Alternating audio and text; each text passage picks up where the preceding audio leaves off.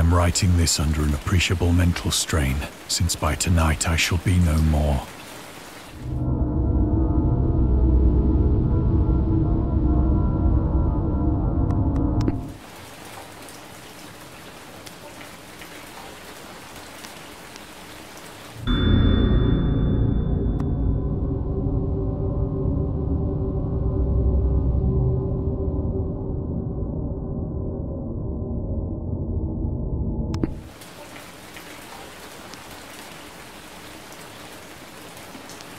Penniless, and at the end of my supply of the drug which alone makes life endurable, I can bear the torture no longer, and shall cast myself from this garret window into the squalid street below. Do not think from my slavery to morphine that I am a weakling or a degenerate. When you have read these hastily scrawled pages, you may guess, though never fully realize, why it is that I must have forgetfulness or death.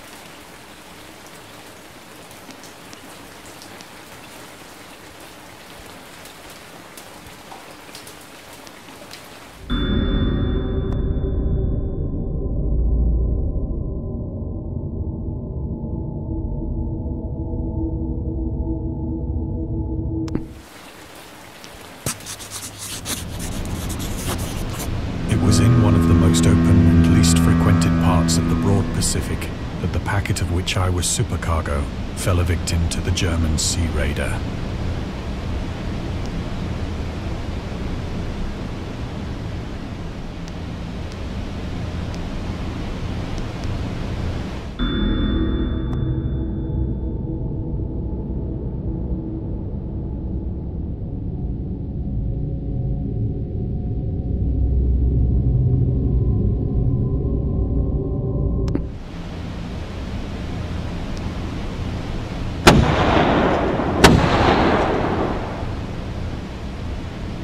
The Great War was then at its very beginning, and the ocean forces of the Hun had not completely sunk to their later degradation. So that our vessel was made a legitimate prize, whilst we of her crew were treated with all the fairness and consideration due us as naval prisoners.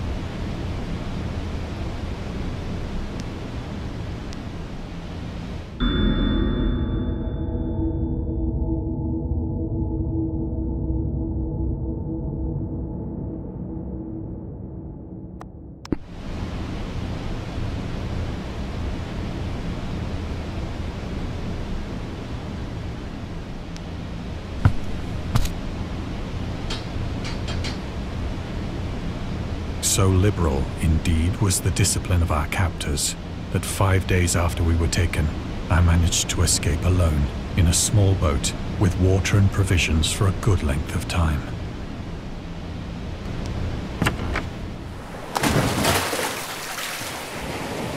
When I finally found myself adrift and free, I had but little idea of my surroundings. Never a competent navigator, I could only guess vaguely by the sun and stars that I was somewhat south of the equator. Of the longitude, I knew nothing, and no island or coastline was in sight.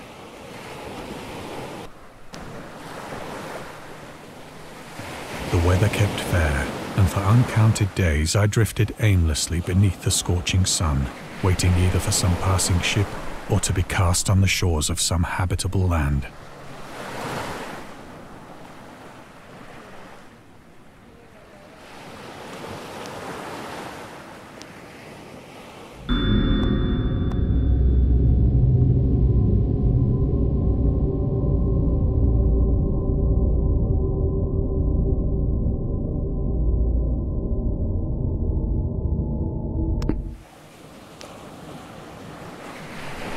But neither ship nor land appeared, and I began to despair in my solitude upon the heaving vastness of unbroken blue. The change happened whilst I slept. Its details I shall never know, for my slumber, though troubled and dream-infested, was continuous.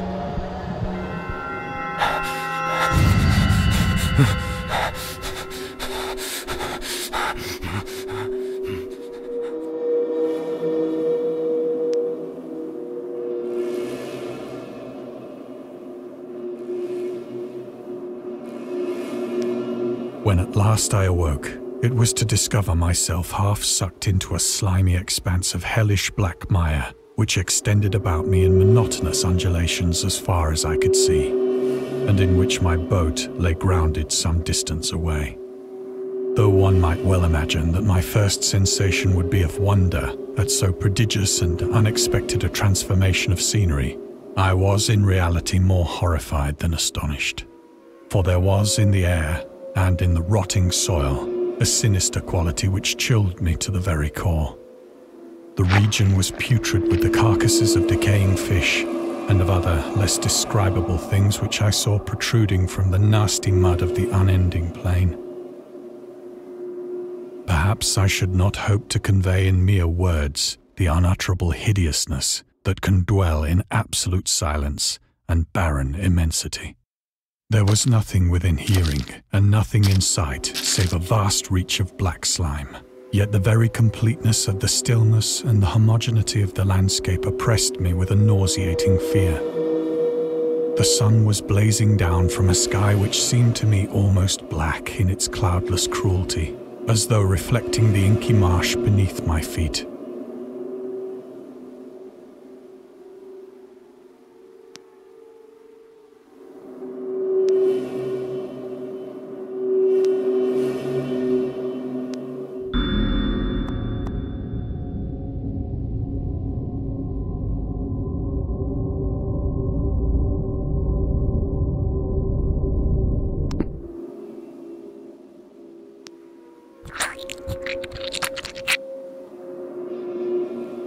As I crawled into the stranded boat, I realized that only one theory could explain my position.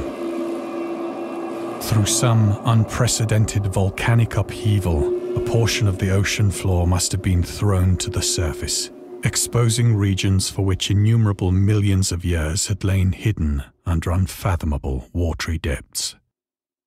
So great was the extent of the new land which had risen beneath me, that I could not detect the faintest noise of the surging ocean, straining my ears as I might. Nor were there any seafowl to prey upon the dead things.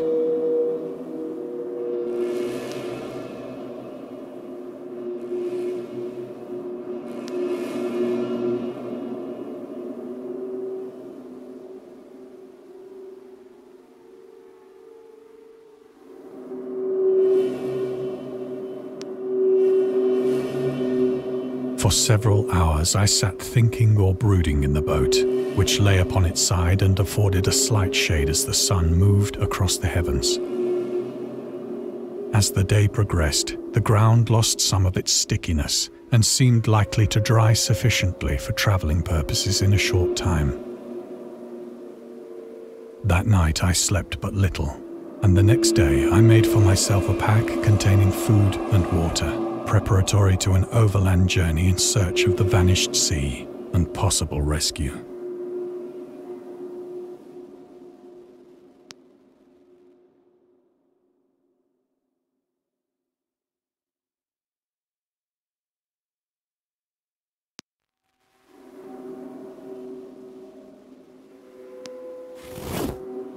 On the third morning, I found the soil dry enough to walk upon with ease. The odor of the fish was maddening, but I was too much concerned with graver things to mind so slight an evil, and set out boldly for an unknown goal.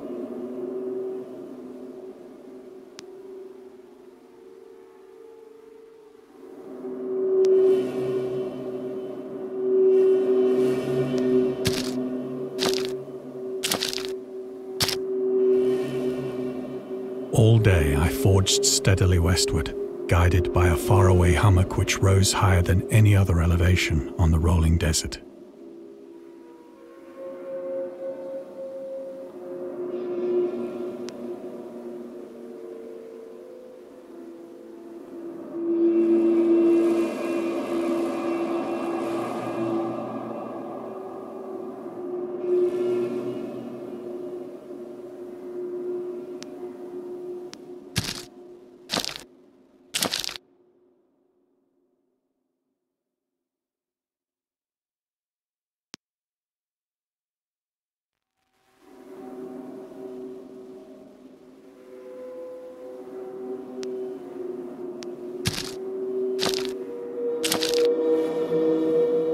That night, I encamped, and on the following day still travelled toward the hummock, though that object seemed scarcely nearer than when I had first espied it.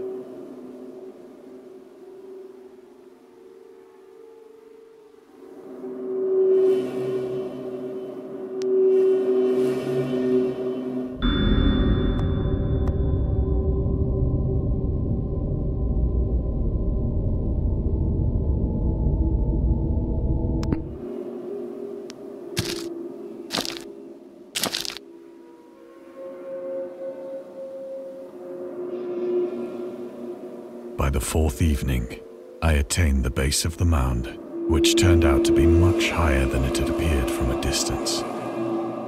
An intervening valley setting it out in sharper relief from the general surface.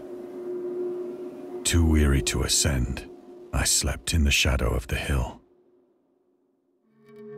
I know not why my dreams were so wild that night, but ere the waning and fantastically gibbous moon had risen far above the eastern plain, I was awake in a cold perspiration, determined to sleep no more. Such visions as I had experienced were too much for me to endure again, and in the glow of the moon I saw how unwise I had been to travel by day. Without the glare of the parching sun, my journey would have cost me less energy. Indeed, I now felt quite able to perform the ascent which had deterred me at sunset. Picking up my pack, I started for the crest of the eminence.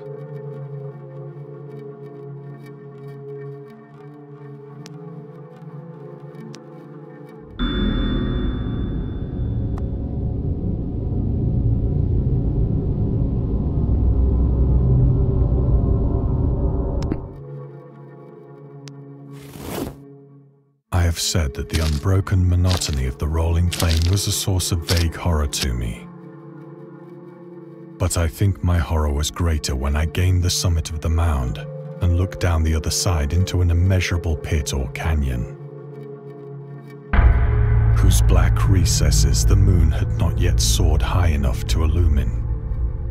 I felt myself on the edge of the world, peering over the rim into a fathomless chaos of eternal night. Through my terror ran curious reminiscences of Paradise Lost, and of Satan's hideous climb through the unfashioned realms of darkness. As the moon climbed higher in the sky, I began to see that the slopes of the valley were not quite so perpendicular as I had imagined.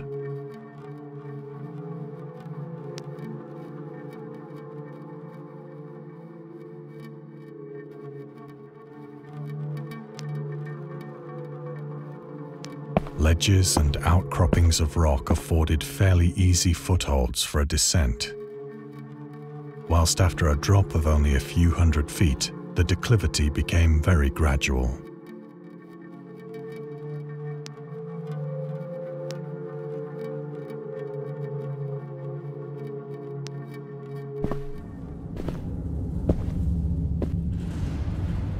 Urged on by an impulse which I cannot definitely analyze, I scrambled with difficulty down the rocks and stood on the gentler slope beneath, gazing into the Stygian deeps, where no light had yet penetrated. All at once, my attention was captured by a vast and singular object on the opposite slope, which rose steeply about 100 yards ahead of me. An object that gleamed whitely in the newly bestowed rays of the ascending moon.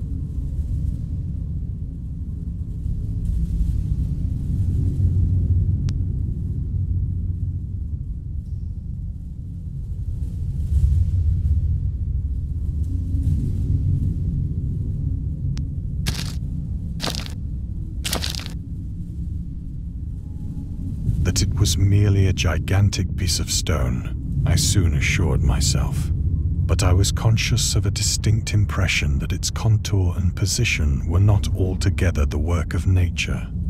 A closer scrutiny filled me with sensations I cannot express.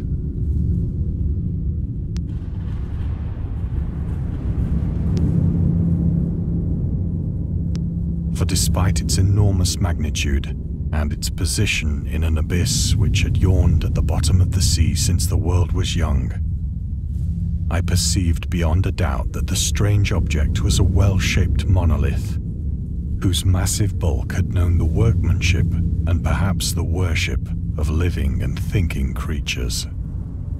Dazed and frightened, yet not without a certain thrill of the scientist's or archaeologist's delight, I examined my surroundings more closely.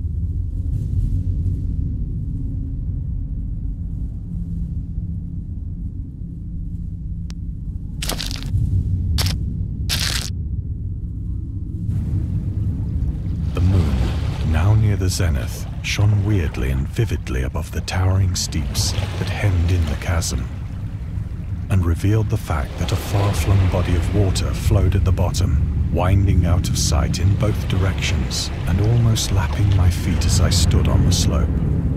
Across the chasm, the wavelets washed the base of the cyclopean monolith, on whose surface I could now trace both inscriptions and crude sculptures.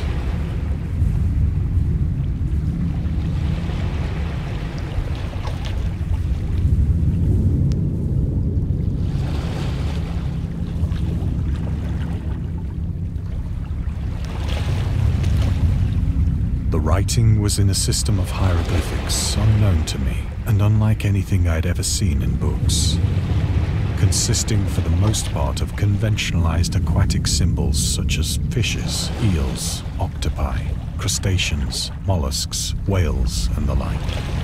Several characters obviously represented marine things which are unknown to the modern world, but whose decomposing forms I had observed on the ocean-risen plain.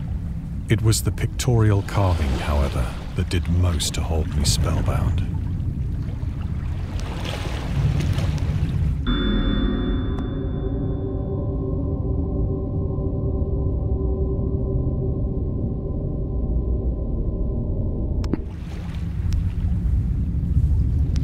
Plainly visible across the intervening water on account of their enormous size were an array of bas-reliefs whose subjects would have excited the envy of a Doré. I think that these things were supposed to depict men, at least a certain sort of men, though the creatures were shown disporting like fishes in the waters of some marine grotto, or paying homage at some monolithic shrine which appeared to be under the waves as well. Of their faces and forms I dare not speak in detail, for the mere remembrance makes me grow faint. Grotesque beyond the imagination of a Poe or a Bulwer, they were damnably human in general outline, despite webbed hands and feet, shockingly wide and flabby lips, glassy, bulging eyes, and other features less pleasant to recall. Curiously enough, they seem to have been chiseled badly out of proportion with their scenic background. For one of the creatures was shown in the act of killing a whale, represented as but little larger than himself. I remarked, as I say, their grotesqueness and strange size, but in a moment decided that they were merely the imaginary gods of some primitive fishing or seafaring tribe. Some tribe whose last descendant had perished eras before the first ancestor of the Piltdown or Neanderthal man was born.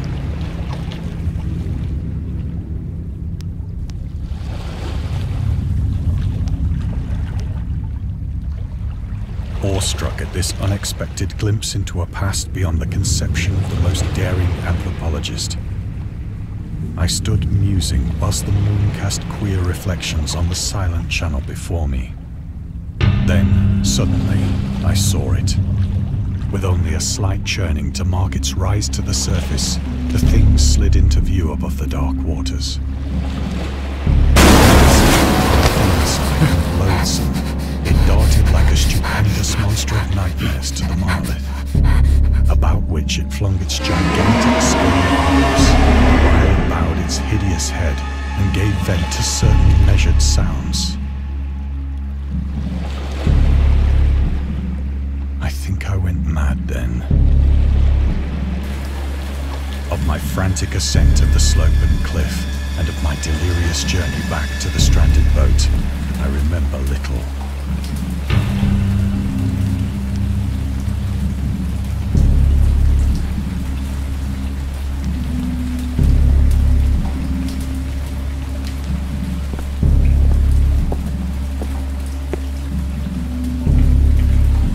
I sang a great deal and laughed oddly when I was unable to sing.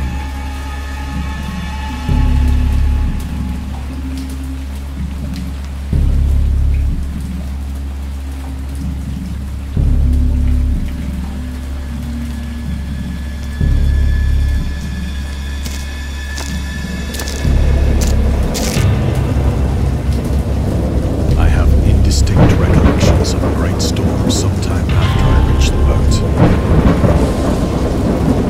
At any rate, I know that I heard pearls of thunder and other tones which nature utters only in her wildest moods.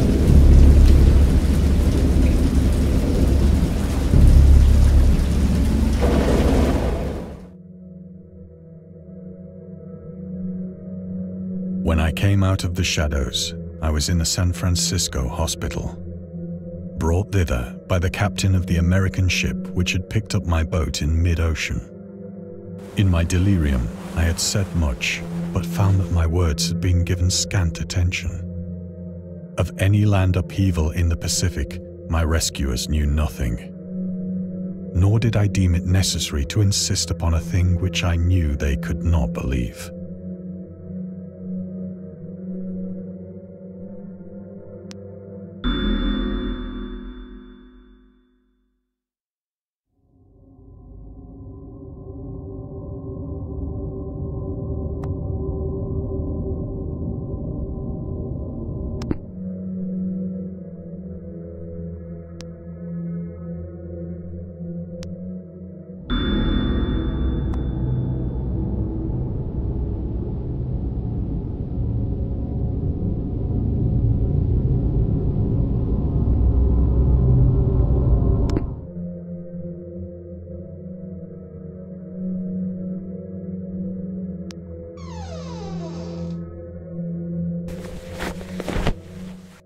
Once I sought out a celebrated ethnologist and amused him with peculiar questions regarding the ancient Philistine legend of Dagon, the fish god.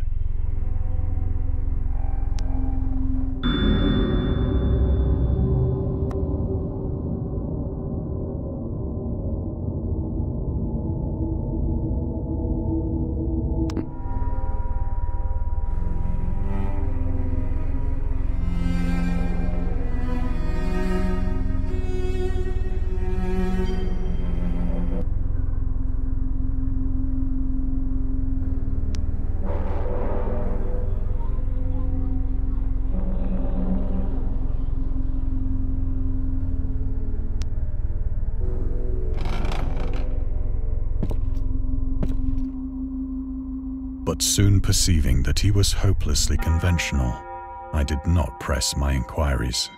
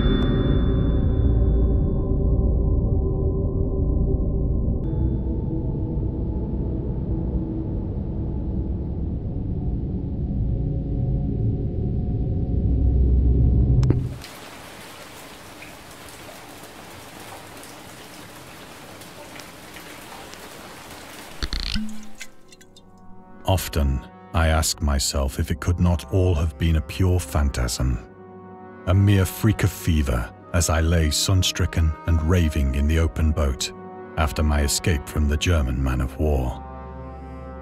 This I ask myself, but ever does there come before me a hideously vivid vision in reply.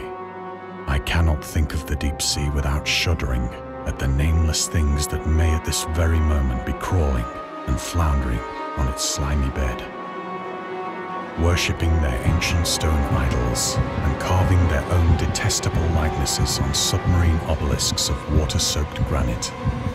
I dream of a day when they may rise above the billows to drag down into their reeking talons the remnants of puny, war-exhausted mankind. Of a day when the land shall sink and the dark ocean shall ascend amidst universal pandemonium.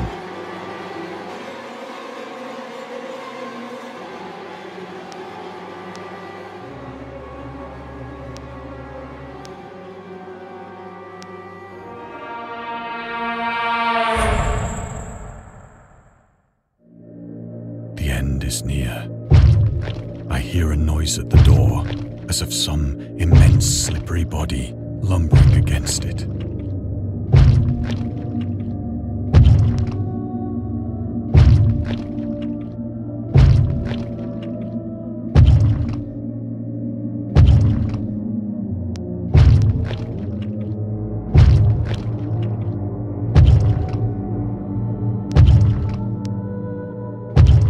It shall not find me.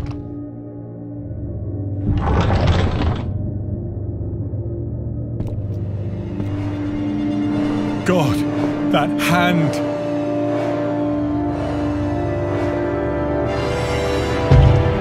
The window! The window!